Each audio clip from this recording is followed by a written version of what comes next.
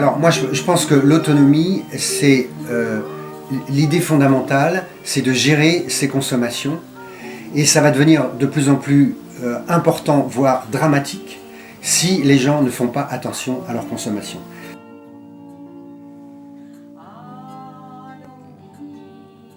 Personnellement, moi je me sens responsable de l'avenir de nos enfants et aussi de l'humanité. Et je pense que mesurer, pour être autonome, il faut moins consommer. Et je voudrais dire, moi, aux gens, qu'on peut moins consommer et être profondément heureux. Parce que ce qui manque aux gens, c'est le sens des choses. Quand on gaspille, quand on fait n'importe quoi, on perd un peu de sa substance. Et quand, en revanche, on prend conscience de la valeur des choses, eh bien, on se donne de la valeur en même temps, et quelque part, y a un plus qui s'opère à l'intérieur de soi, on est conscient. Le but, c'est d'être sur Terre pour être conscient et pas faire n'importe quoi. Et aujourd'hui, depuis 50 ans, moi je l'ai vu mon âge, j'ai vu que l'humanité a fait, du moins occidentale, a fait n'importe quoi.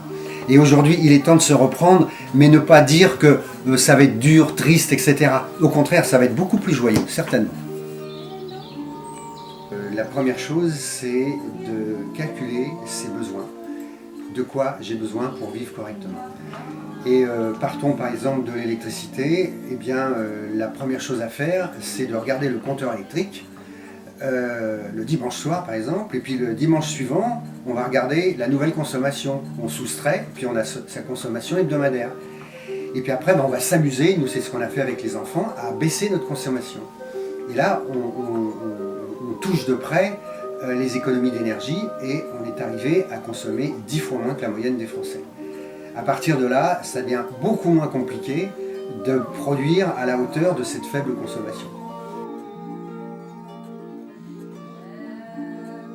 Et c'est bien sûr fermer les lumières quand on sort d'une pièce, c'est éteindre aussi toutes les prises électriques parce qu'il y a souvent des transformateurs entre l'appareil et la prise qui consomment, c'est ce qu'on appelle les consommations cachées, et l'air de rien, les consommations cachées, c'est un tiers de la consommation.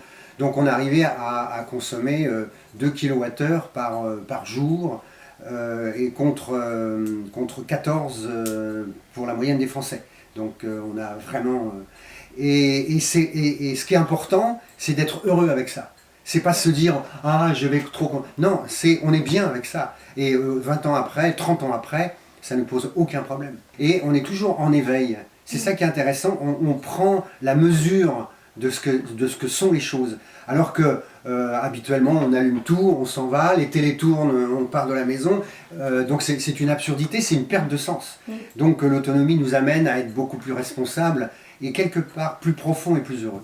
Voilà, globalement, pour être autonome, il faut 2 types d'énergie. Parce qu'on vit dans des saisons.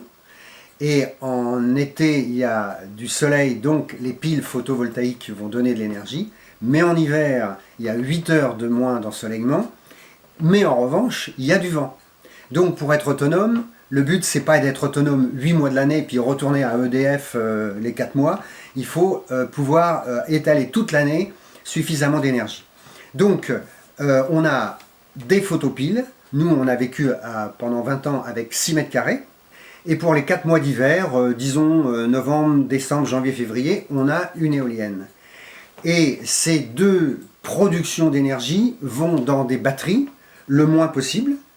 Donc pour les techniciens, 320 ampères-heure. Et ces batteries fonctionnent avec du courant continu. Or, les appareils qu'on a tous chez nous, c'est du 320 alternatif. Du 220 alternatif. Donc là, on a un onduleur qui transforme l'énergie du courant continu en énergie 50 Hz, 220 volts. Bon, il est évident que si on consomme comme un Français moyen, il faudra 3 éoliennes, 5 fois plus de surface, beaucoup plus de batteries, donc ça n'a plus de sens. L'écologie chère n'a pas de sens. On est là pour avoir une sobriété heureuse.